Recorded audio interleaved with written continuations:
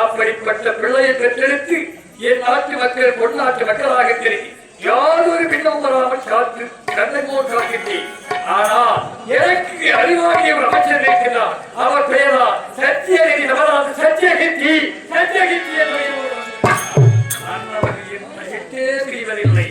அதாவது நிலமும் தலையும் போல் கண்ணும் இமையும் போல் வானும் நிலமும் போல் எப்படி ஆட்சி செய்து என் அருகே இருந்து அதாவது மன்னருக்கு ஒரு குறையத்தால் மந்திரிக்கு நன்றி கேட்க வேண்டும்.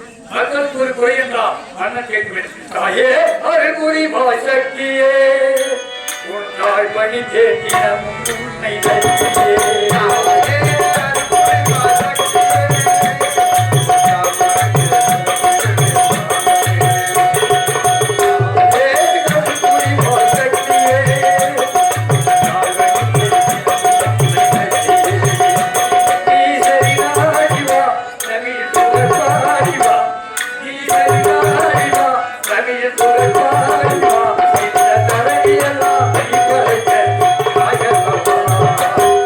Yeah.